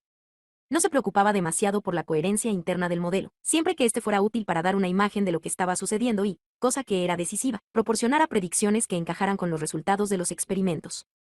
El modelo atómico de Rutherford Bohr, por ejemplo, contiene elementos de la teoría clásica, la idea de los electrones describiendo órbitas, y elementos de la teoría cuántica, la idea de que la energía solo se emite o se absorbe en cuantos discretos, HV, pero, sin embargo, contenía las ideas de física suficientes para sacar de apuros a los físicos hasta que pudieran encontrar algo mejor. De hecho, la teoría física que aporta es tan buena que sigue siendo en esencia el modelo que estudiamos en la escuela y prácticamente no es necesario que demos aquí más detalles al respecto. Bohr dijo que los electrones tenían que permanecer en las órbitas que describen alrededor del núcleo porque no son capaces físicamente de emitir una radiación de forma continua, como lo tendrían que hacer si se cumplieran las leyes clásicas. Un electrón solo puede emitir cuantos de energía, de uno en uno, y esto se corresponde con el hecho de que dicho electrón salta de una órbita a otra, como si el planeta Marte emitiera de repente un estallido de energía y apareciera en la órbita de la Tierra. Cada órbita estable corresponde a una cierta cantidad fija de energía, pero no existen órbitas intermedias, por lo que es imposible que un electrón se mueva recorriendo una trayectoria en espiral hacia el interior del átomo. Entonces, ¿por qué no se van todos los electrones de un salto, hasta el núcleo? Bohr argumentó, completamente ad hoc, que cada una de las órbitas posibles solo tenía espacio para un cierto número de electrones, y que los electrones que estuvieran más apartados del núcleo no podían entrar de un salto en órbitas más internas, que ya estaban llenas, del mismo modo que Marte no podría, según esta analogía, meterse en la órbita de la Tierra, porque ya está ocupada por la propia Tierra. En el caso de los electrones más cercanos al núcleo, sucedería sencillamente que tienen prohibido entrar en el centro del átomo, pero la explicación de esto último todavía se haría esperar. Como ya veremos, llegó un poco más de 10 años después, cuando Wim Heisenberg descubrió el principio de incertidumbre. Todo esto, por supuesto, es poco más que un gesto de cara a la galería, un modelo bonito sin fundamentos estructurales. Pero Bohr hizo algo mucho mejor que esto. Cada salto de un electrón de una órbita a otra se corresponde con la emisión de un determinado cuanto de energía, que corresponde a una determinada longitud de onda de la luz. Si un gran número de átomos, por ejemplo, una muestra de gas hidrógeno, están todos irradiando energía de esta manera, los cuantos, fotones, formarán en conjunto una línea brillante en el espectro en la posición correspondiente a esa longitud de onda. Cuando Bohr introdujo las matemáticas en este modelo y calculó cómo sería emitida la energía al saltar los electrones a niveles inferiores, o, a la inversa, cómo se absorbería energía cuando los electrones saltaran de una órbita posible a otra de nivel superior, descubrió que las posiciones de las líneas espectrales que predecía el modelo encajaban exactamente con las posiciones de las líneas observadas en los espectros experimentales 224. La física cuántica había explicado por qué y cómo cada elemento producía su propia huella dactilar única en el espectro. El modelo podía ser un endiablado mosaico de ideas viejas y nuevas, pero funcionaba. Las preguntas a las que daba respuesta el modelo de Rutherford Bohr eran tantas como las que dejaba planteadas, pero demostraba que el camino para avanzar en estas teorías pasaba por la física cuántica, junto con la obra teórica de Einstein y los experimentos de Millikan, señalaba la ruta que se tenía que seguir para avanzar hacia una teoría cuántica completa, que se desarrollaría en la década de 1920. El propio Bohr se convirtió en un experto cotizado tan pronto como se propagaron algunas filtraciones relativas a este trabajo, incluso antes de que publicara los 3 informes. A comienzos de 1914, la Universidad de Copenhague ofreció la creación de una cátedra de física teórica para Bohr, si éste deseaba aceptarla. Entonces, 224 al menos sucedió así en el caso del hidrógeno, que es el átomo más sencillo que existe. Resultó muy difícil realizar los cálculos en los casos de átomos complejos, pero lo conseguido fue suficiente para demostrar que el modelo funcionaba. Rutherford le escribió ofreciéndole un nombramiento para 2 años en Manchester como lector, un puesto que dejaba a su titular tiempo libre para dedicarse a la investigación, sin tener que realizar tareas docentes o administrativas. Tras convencer a la Universidad de Copenhague para que le esperara, Bohr, que entonces solo tenía 29 años de edad, aprovechó aquella oportunidad de trabajar con Rutherford durante una temporada. A pesar del comienzo de la guerra, Dinamarca se mantuvo neutral durante la Primera Guerra Mundial. Los Bohr llegaron sanos y salvos a Inglaterra en un barco, y a su debido tiempo, en 1916, hicieron el viaje de regreso. Aunque recibió varias ofertas, incluido un puesto fijo y definitivo en Manchester, Bohr prefirió quedarse en Dinamarca, donde su prestigio le permitió obtener financiación para crear un centro de investigación, llamado Instituto de Física Teórica, en Copenhague, conocido actualmente como Instituto Niels Bohr. El instituto atrajo durante los años siguientes a la mayoría de los grandes físicos de la época para visitas breves o estancias largas y constituyó un foro donde se podía discutir a fondo sobre las teorías relativas a la nueva física cuántica. En la década de 1930, el propio Bohr se interesó por la física nuclear y la posibilidad de obtener energía mediante la fisión nuclear. Cuando Dinamarca fue ocupada por tropas alemanas durante la Segunda Guerra Mundial, le produjo una gran preocupación la posibilidad de que los nazis consiguieran armas atómicas y escapó a Gran Bretaña a través de Suecia. Junto con su hijo Age Bohr, que también recibió un premio Nobel en 1975, trabajó como asesor en el proyecto Manhattan. Después de la guerra, Niels Bohr promovió los usos pacíficos de la energía atómica y fue una de las figuras destacadas que participaron en la fundación del CERN, el Centro Europeo para la Investigación de la Física de Partículas creado en Suiza.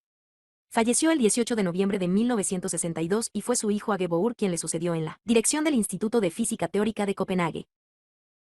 Una de las mejores características del modelo atómico de Bohr y de los perfeccionamientos de que fue objeto en la década de 1920 fue que proporcionaba una base para comprender la química, es decir, cómo y por qué algunos elementos reaccionaban entre sí para formar compuestos, mientras otros no lo hacían. Pero reservaremos esta historia para el próximo capítulo, donde trataremos de la química de la vida. De momento, lo que queremos es continuar nuestro viaje hacia el interior del átomo, para ver cómo la nueva física cuántica condujo al conocimiento del núcleo y abrió las puertas al nuevo mundo de la física de partículas. Louis de Broglie dejando a un lado muchas pistas y caminos falsos que terminaron en callejones sin salida, y los detalles de algunos importantes trabajos técnicos sobre la estadística de los cuantos de luz, el siguiente paso decisivo hacia la física cuántica llegó en 1924, cuando el físico francés Louis de Broglie, 1892 a 1987, expuso su tesis doctoral en la Sorbona, publicada en 1925, presentando en ella la teoría de que, al igual que las ondas electromagnéticas se podían explicar en términos de partículas, todas las partículas de la materia, tales como los electrones, se podían explicar en términos de ondas. De Broglie comenzó tarde con la física, con más de 30 años, cuando leyó aquella tesis, por una parte debido a que su aristocrática familia había intentado que entrara en la carrera diplomática, para lo cual empezó a estudiar historia en la Sorbona en 1909, antes de pasarse a la física muy en contra de los deseos de su padre, y por otra parte también a causa de la Primera Guerra Mundial, durante la cual prestó servicios como especialista en radio, destinado a la Torre Eiffel. Pero lo cierto es que supo recuperar el tiempo perdido, concibiendo una idea clave para comprender el mundo subatómico, gracias a la cual ganó el premio Nobel en 1929. Aquella idea resultaba extraordinariamente sencilla, pero era como una burla al sentido común. De Broglie partió de dos fórmulas relativas a los cuantos de luz, de ahora en adelante los llamaremos fotones, aunque este término se acuñó un par de años después de realizarse este trabajo. Una de ellas la conocemos ya. EHV. La otra la había deducido Einstein a partir de la teoría de la relatividad y relaciona el momento de un fotón, P, puesto que m se ha utilizado ya para la masa, con la velocidad a la que se mueve, c, la velocidad de la luz, y la energía que transporta. E, P. Poniendo estas dos ecuaciones juntas, de Broglie obtuvo HV igual a P o P igual a HV barra diagonal C. Dado que la longitud de onda de la radiación electromagnética, habitualmente expresada mediante la letra griega lambda, se relaciona con la frecuencia mediante la fórmula lambda igual a c barra diagonal v, esto significa que p asterisco lambda igual a h. Dicho en palabras, el momento de una partícula, multiplicado por su longitud de onda es igual a la constante de Planck. En 1924, esta idea no resultaba tan sorprendente en relación con la luz, pero de Broglie sugirió que también era aplicable a otras partículas tradicionales, y en particular a los electrones. Basándose en esto, desarrolló un modelo atómico en el que los electrones estaban representados por ondas que se desplazaban por las órbitas, como una serpiente sinuosa que se muerde la cola. De Broglie dijo que los diferentes niveles de energía de los electrones del átomo se corresponden con distintos armónicos de estas ondas, como cuando se tocan las notas en una cuerda de guitarra, y que solo podían existir órbitas en las que estos armónicos encajaran exactamente, reforzándose entre sí los picos y los valles de la onda, en vez de anularse unos a otros. El director de su tesis, Paul Langevin, 1872-1946, se quedó anonadado ante todo esto y mostró la tesis a Einstein, quien opinó que era un trabajo coherente y que constituía bastante más que un mero juego matemático. De Broglie obtuvo su título de doctor. Cuando se le preguntó en el examen oral cómo podría comprobarse su teoría, indicó que según su fórmula los electrones deberían tener exactamente las longitudes de onda adecuadas para sufrir una difracción al atravesar las redes cristalinas. En dos experimentos independientes realizados en 1927, uno por Clinton Davison, 1881 a 1958, y Lester Germer, 1896, 1971, en Estados Unidos, y otro por George Thomson, 1892 a 1975, en Aberdeen, Escocia, se confirmó la predicción de Broglie. Davison y Thomson compartieron en 1937 el premio Nobel. Germer se lo perdió, presumiblemente porque, solo, era un estudiante cuando hizo este trabajo con Davison. Sin embargo, como se ha dicho a menudo, el premio Nobel compartido que se concedió a George Thomson, el hijo de J. Thomson, ilustra maravillosamente el hecho de que la naturaleza del mundo cuántico está más allá de lo que nos diría el sentido común. J. obtuvo el premio por demostrar que los electrones son partículas. A George se le concedió por demostrar que los electrones son ondas. La verdad es que ambos tenían razón. Para entonces, se había logrado también lo que se considera la prueba definitiva de que los fotones existen, y esta prueba surgió de los trabajos de Arthur Compton, 1892 a 1962, realizados primero en la Universidad de Washington, en San Louis, y luego en Chicago. En una serie de experimentos en los que los rayos X sufrían una dispersión por efecto de los electrones contenidos en los átomos, Compton determinó a finales de 1923 que esta dispersión solo podía explicarse hablando de un intercambio de momentos entre partículas. Recibió el premio Nobel por este trabajo en 1927. Como otro ejemplo de la extraña lógica que opera en el mundo cuántico, baste decir que fue este trabajo, que trataba a los electrones como partículas para llegar a determinar que la radiación electromagnética es a la vez onda y partícula el que, en parte, inspiró a de Broglie la idea de demostrar que los electrones se pueden comportar también como ondas. Lo que la fórmula de Broglie nos dice es que todo tiene un carácter dual de onda y partícula. Debido a que el momento está relacionado con la masa, excepto en el caso de la luz, que es a menudo un caso especial y donde los fotones no tienen masa en el sentido habitual del término, y puesto que la constante de Planck tiene un valor tan pequeño, el carácter de onda de un objeto cotidiano, tal como una persona, una casa o una pelota, es tan insignificante que nunca se puede percibir. El carácter de onda solo llega a ser importante cuando la masa de un objeto tiene, en las unidades apropiadas, aproximadamente un valor igual o menor que la constante de Planck.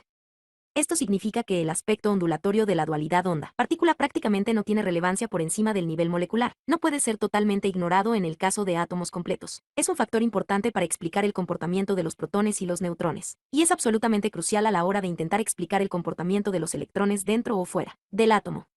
Este aspecto ondulatorio también nos dice que no hay esperanza alguna de que podamos entender lo que es, realmente, un electrón si nos remitimos a la experiencia cotidiana y de sentido común. Literalmente no se parece a nada que hayamos visto jamás. Todo lo que podemos esperar es hallar ecuaciones o fórmulas, modelos matemáticos, que nos digan cómo se comportan los electrones en distintas circunstancias, a veces más bien como una onda, y otras veces más como una partícula. Esto es exactamente lo que estaba pasando en la mecánica cuántica, apenas un poco antes de que se secara la tinta con la que de Broglie estaba escribiendo su tesis. La ecuación de onda de Erwin Schrödinger para los electrones. El planteamiento basado en las partículas para explicar el mundo cuántico de los electrones. Este modelo matemático tan completo que explicaba el comportamiento de los electrones contenidos en los átomos no se desarrolló una sola vez, sino dos veces durante los meses siguientes a la publicación de las teorías de de Broglie. La línea directa que partía de de Broglie llegó hasta el físico austríaco Erwin Schrödinger, 1887 a 1961, catedrático de física en Zúrich, que desarrolló un modelo basado completamente en las ondas. Schrödinger se sentía feliz al pensar que había devuelto algo de cordura al extraño mundo de la física subatómica, explicándola mediante algo tan cómodo y familiar como una ecuación de onda. Pero para la época en que se publicó su obra, en 1926, ya se le había adelantado en la imprenta otra descripción matemática completa del comportamiento de los electrones en los átomos, que ponía el énfasis esencialmente en el planteamiento de los electrones como partículas y en el salto cuántico de un nivel de energía al siguiente. Este planteamiento fue esbozado inicialmente por el alemán Werner Heisenberg, 1901 a 1976, y pronto fue asumido y desarrollado por sus colegas de la Universidad de Gotinga Max Born, 1882-1970, y Pascual Jordan, 1902 a 1980, para ser luego adoptado por el joven físico británico Paul Dirac, 1902 a 1984. Dirac desarrolló en principio un formalismo matemático más abstracto para explicar el comportamiento de los electrones en los átomos, una tercera teoría cuántica completa, demostrando posteriormente que los otros dos planteamientos estaban en realidad incluidos en dicho formalismo y eran matemáticamente equivalentes entre sí, del mismo modo que, cuando elegimos entre medir una distancia en millas o medirla en kilómetros, la opción tomada no cambia la distancia que estamos midiendo. Todos estos científicos, excepto Jordan, una misteriosa aberración por parte del Comité de los Premios Nobel, acabaron recibiendo premios Nobel por sus diversas contribuciones a la teoría cuántica. El resultado de este frenesí de actividades fue que en 1927 los físicos disponían de todo un surtido de modelos matemáticos que podían utilizar para calcular el comportamiento de entidades cuánticas entre las que figuraban los electrones. La mayoría, como Schrödinger, prefería la comodidad de trabajar con una ecuación de onda que les resultaba familiar. Sin embargo, no había que pensar de ningún modo que esto implicase que la versión ondulatoria de la realidad cuántica contenía una verdad más profunda que la versión corpuscular o mediante partículas. En todo caso, por lo familiar que resultaba, el planteamiento mediante la mecánica ondulatoria puede encubrir la auténtica naturaleza del mundo cuántico. Se trata simplemente de facetas distintas de un todo que es en cierto modo diferente de cualquier cosa que podamos ver en nuestra realidad cotidiana, pero que a veces puede comportarse como una partícula y a veces como una onda. Los científicos siguen aún discutiendo sobre qué puede significar todo esto, realmente, pero para lo que aquí nos ocupa es suficiente tomar el planteamiento pragmático y decir que la mecánica cuántica funciona, en el sentido de que hace predicciones que luego se confirman en los experimentos, por lo que no es especialmente relevante lo que significa. El principio de incertidumbre de Heisenberg. La dualidad onda-partícula. Sin embargo, Heisenberg hizo otra contribución a la física cuántica que es digna de ser comentada aquí, su famoso principio de incertidumbre. Este principio está relacionado con la idea de dualidad onda-partícula y dice que ciertos pares de propiedades cuánticas, tales como la posición y el momento, nunca pueden precisarse con exactitud ambas al mismo tiempo. Siempre queda un residuo de incertidumbre relacionado con el tamaño de la constante de Planck, por lo que sus efectos solo se manifiestan a escalas muy pequeñas, en el valor de al menos uno de estos parámetros. Cuanto mayor sea la precisión con que se determina una de las propiedades del par, menor es la precisión con que se determina la otra. Esto, no, es simplemente cuestión de que nuestros aparatos hagan mediciones imperfectas porque perturben el mundo cuántico. Cuando intentamos medirlo, es decir, por ejemplo, que al intentar medir la posición de un electrón le demos un empujón y cambiemos su momento. Es una característica fundamental del mundo cuántico, de tal forma que el propio electrón no conoce, al mismo tiempo dónde está exactamente y a dónde va exactamente en un momento dado. Como escribió el propio Heisenberg en un informe publicado en 1927, en principio, no podemos conocer el presente con todos sus detalles. Este aspecto del modo en que funciona el universo resultó ser tan fundamental que es posible construir todo el edificio de la mecánica cuántica partiendo del principio de incertidumbre, aunque este no es lugar para entrar a fondo en esta cuestión. Sin embargo, el poder del principio de incertidumbre se puede vislumbrar volviendo al misterio de por qué los electrones que están en el átomo no caen todos ellos sobre el núcleo, aunque lo tuvieran que hacer mediante una serie de saltos, en vez de describir una espiral hacia el interior. Cuando un electrón está en órbita alrededor de un núcleo, su momento queda muy bien determinado por las propiedades de su órbita, por lo que toda la incertidumbre existente en el par momento-posición ha de concentrarse en la posición. Podría estar a un lado de la órbita o en el otro lado, o, si se prefiere otra imagen, podría ser una onda que se propaga por toda la órbita. Ahora bien, si cayera directamente en el núcleo, su posición quedaría muy bien determinada, precisamente dentro del volumen del núcleo. Su momento también estaría muy bien determinado, ya que el electrón no se desplazaría hacia ningún lugar. Esto violaría el principio de incertidumbre, si se quiere pensar de otro modo. Se podría decir que el núcleo es demasiado pequeño para que la onda asociada con el electrón cupiera en él.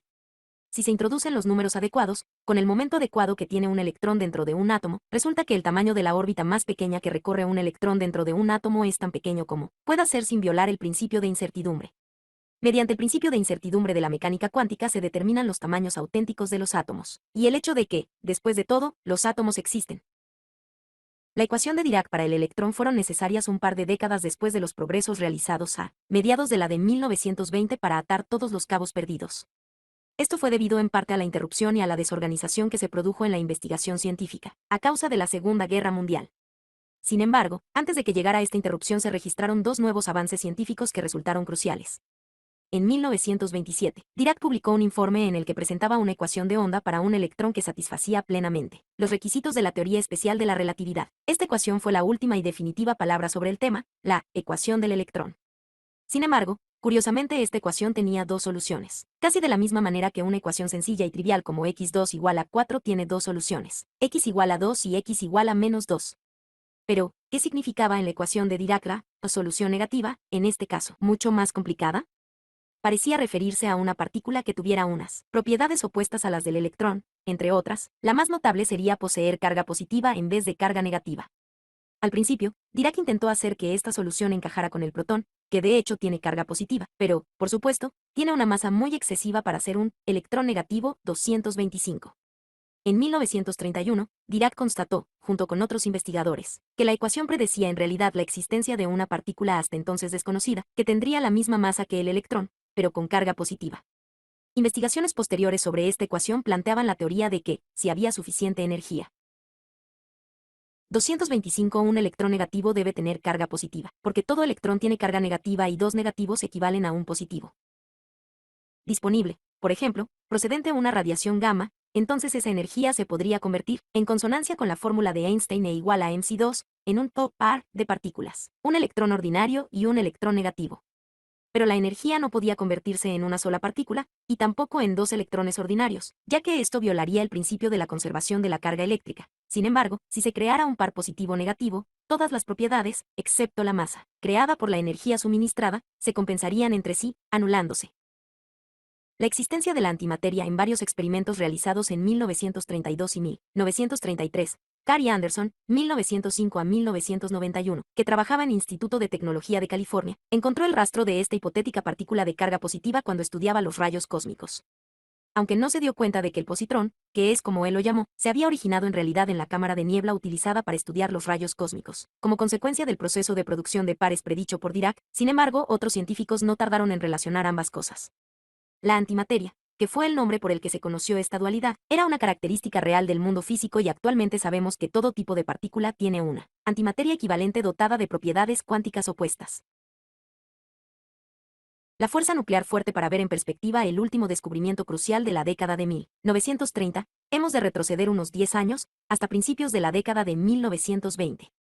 En aquella época, todavía no se había descubierto el neutrón y existían varios modelos para la partícula alfa con la que se intentaba explicar esta partícula como una combinación de 4 protones y 2 electrones. Se veía claro que una combinación así no se podría sostener y tendría que explotar y disgregarse a causa de la repulsión electrostática. En un informe publicado en 1921, Chadwick y su colega Etienne Biller escribieron que este tipo de modelo de la partícula alfa era correcto, que sus componentes tendrían que mantenerse unidas por fuerzas de una intensidad muy grande, y llegaron a la siguiente conclusión: tenemos planteada la necesidad de encontrar algún campo de fuerza que reproduzca estos efectos. 226. Esta conclusión es aplicable con el mismo rigor a los modelos que consideran que la partícula alfa está formada por 2 protones y 2 neutrones, y también, de hecho, a todos los núcleos, que son esencialmente unas bolas formadas por neutrones y protones, dotadas de una carga global positiva. Algún tipo de fuerza fuerte, que a distancias muy cortas, como el diámetro de un núcleo, sería más fuerte que la fuerza eléctrica, debería superar la repulsión eléctrica y mantener unido todo lo que hay en el núcleo. De una manera bastante prosaica, a esta fuerza se le dio el nombre de fuerza nuclear fuerte o sencillamente fuerza fuerte. Otros experimentos posteriores demostraron que esta fuerza es unas 100 veces más fuerte que la fuerza eléctrica, razón por la cual hay alrededor de 100 protones en el núcleo estable más grande, que se conoce. Si hubiera más protones, la repulsión eléctrica superaría a la fuerza fuerte, haciendo que el núcleo explotase y se disgregase. Pero la fuerza nuclear fuerte, a diferencia de la fuerza eléctrica, la fuerza magnética y la fuerza gravitatoria, no obedece a una ley del inverso del cuadrado. Desde luego es muy intensa en un radio de 1013 centímetros, pero no produce un efecto sensible más allá de este radio de acción. Esta es la razón por la cual los núcleos tienen el tamaño que tienen. Si la fuerza nuclear fuerte tuviera un alcance mayor, los núcleos tendrían en correspondencia un tamaño más grande. La última pieza del puzzle atómico quedó por fin colocada en su lugar, dentro de un puzzle que había ido adquiriendo cada vez mayor importancia durante toda la década de 1920. Esta pieza era el proceso de la desintegración beta, en la que un átomo, en realidad el núcleo de un átomo, emite un electrón y se convierte en un átomo del elemento que ocupa la casilla situada a su derecha en la tabla periódica. Una vez que el neutrón fue descubierto, quedó claro que lo que sucede en este proceso es que un neutrón se transforma en un protón y un electrón. Los neutrones se desintegran espontáneamente de esta manera cuando se quedan abandonados a su suerte fuera del núcleo de un átomo. Sin embargo, es importante observar que de ningún modo sucede que el electrón esté dentro del neutrón y se escape de allí, como se desprende claramente, entre otras cosas, de la incertidumbre cuántica. 226 Philosophical Magazine, volumen 42, 1921, p. 923. Esto no es posible. Lo que sucede es que la masa-energía de un neutrón se convierte en la masa-energía de un electrón y un protón, quedando una parte de la masa-energía inicial para proporcionar la energía cinética necesaria para que el electrón salga a toda velocidad del lugar donde se produce la desintegración. El enigma estaba en el hecho de que el electrón que salía de esta manera y a toda velocidad de un núcleo, parecía capaz de transportar cualquier cantidad de energía, hasta un valor máximo claramente definido. Esto difería bastante del comportamiento de las partículas alfa que eran emitidas durante la desintegración alfa. En la desintegración alfa, todas las partículas emitidas por un tipo determinado de núcleo pueden emerger con la misma energía cinética, o pueden emerger con una cierta energía menor, pero van acompañadas de una radiación gamma, que es una radiación energética. Las energías transportadas por la partícula alfa y por la radiación gamma siempre se suman dando el mismo máximo de energía para un tipo determinado de núcleo, y la energía liberada de esta forma es igual a la diferencia de masa-energía existente entre el núcleo original y el que resulta después de la desintegración, por lo que la energía se conserva. Pero las partículas alfa emitidas solo pueden tener ciertas cantidades discretas de energía, porque los fotones de la radiación gamma se presentan como cuantos de energía y solo pueden transportar ciertas cantidades discretas de energía como contribución por su parte al total. De manera similar, el momento y el momento angular se conservan en la desintegración alfa. Pero en la radiación beta, aunque había un máximo de energía claramente definido para los electrones emitidos por un determinado tipo de núcleo, parecía que estos electrones podían emerger con cualquier cantidad de energía inferior a dicho máximo, como ellos quisieran, pudiendo bajar hasta casi el cero de energía, y no había ningún fotón acompañante que se llevara la energía sobrante. Al principio, daba la impresión de que los experimentos podían estar equivocados, pero a finales de la década de 1920 quedó claro que existía realmente un espectro continuo de energías del electrón, asociadas con la desintegración beta. Parecía que otras propiedades tampoco se conservaban en este proceso, pero aquí no es necesario que entremos en más detalles. A finales de 1930, Wolfgang Pauli, 1900 a 1958, planteó una hipótesis especulativa para explicar lo que estaba sucediendo.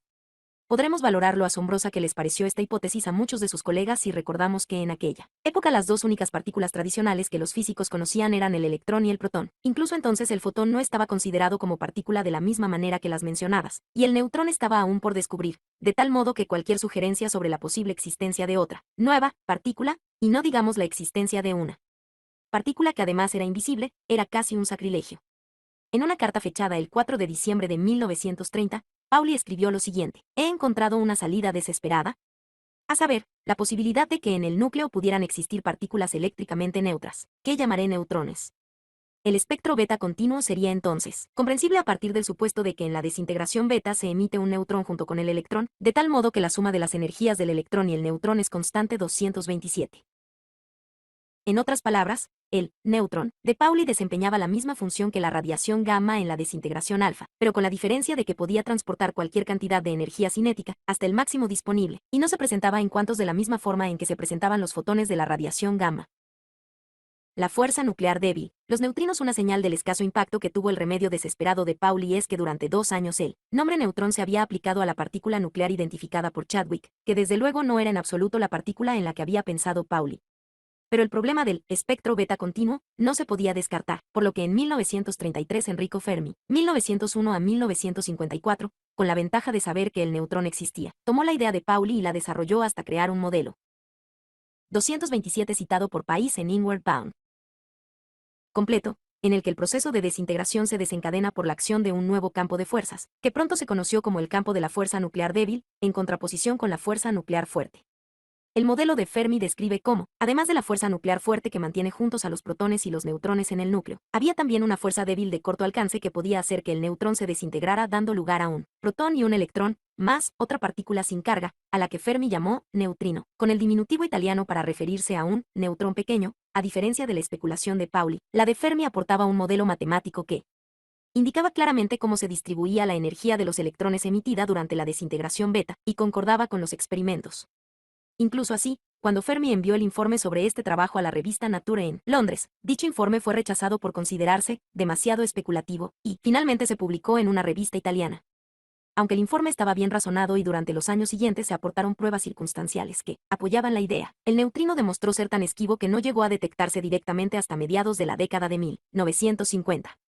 Para hacernos una idea del tour de force experimental que se organizó, es suficiente que pensemos que, si un haz de neutrinos atraviesa una pared de plomo de un espesor de 3.000 años luz, solo la mitad de estos neutrinos es capturada por los núcleos de los átomos de plomo que se hallen en su camino.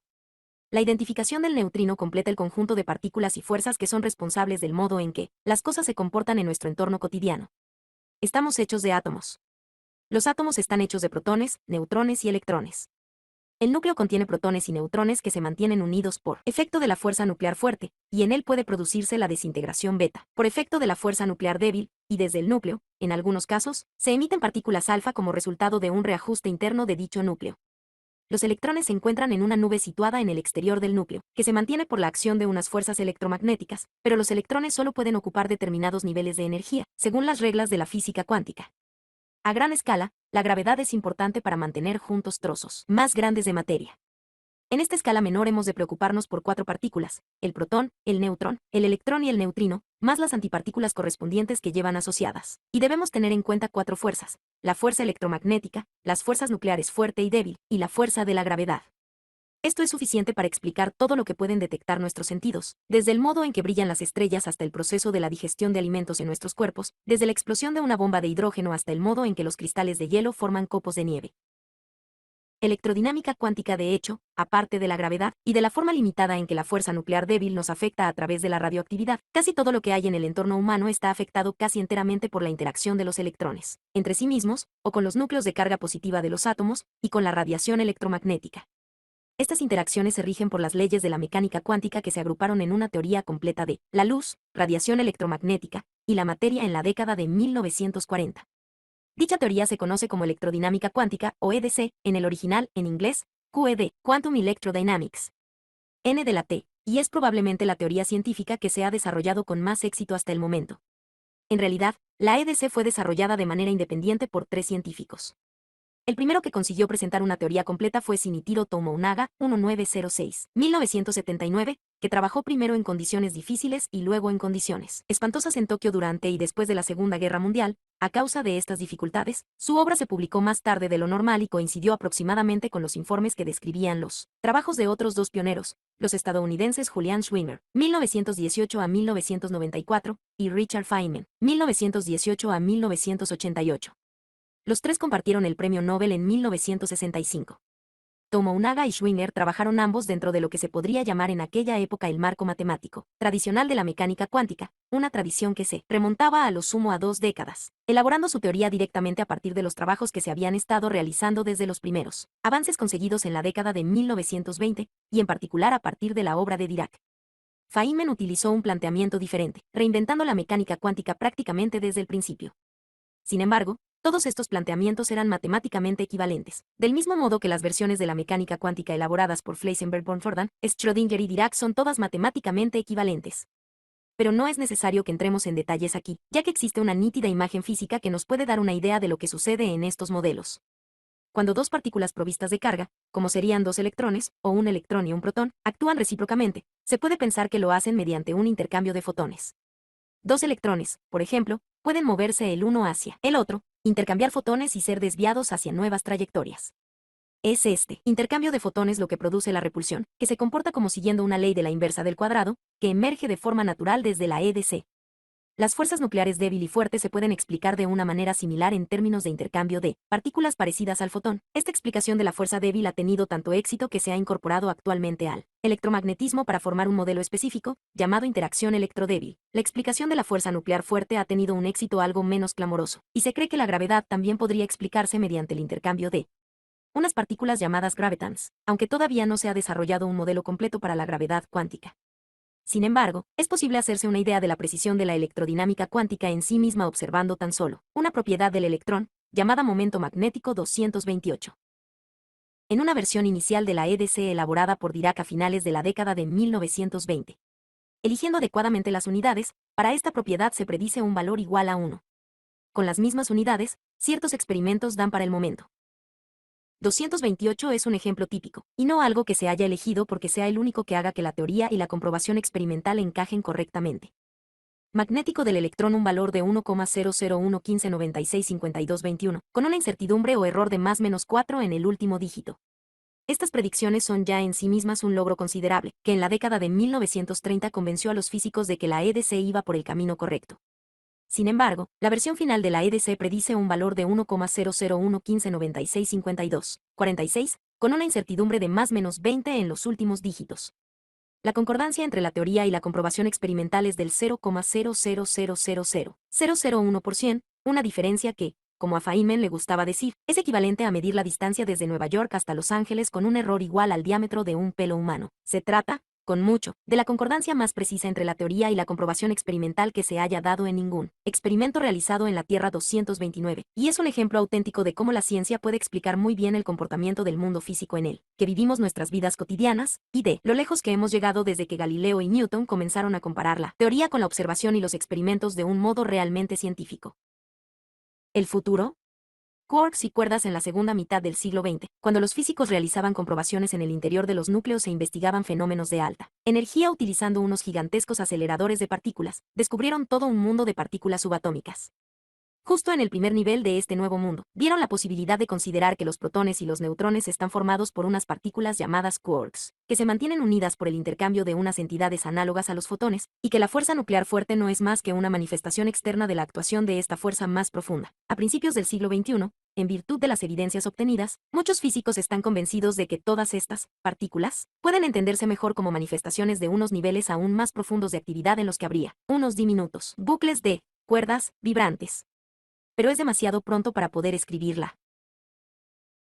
229 La teoría general de la relatividad se ha comprobado con una precisión similar a finales del siglo XX, midiendo los cambios en las propiedades de objetos astronómicos conocidos, como los púlsares binarios, a muchos años luz de distancia de la Tierra. Sin embargo, aunque en este caso se trata de un logro impresionante, no es en absoluto lo mismo que realizar los experimentos en condiciones controladas dentro de un laboratorio, situado sobre la superficie terrestre.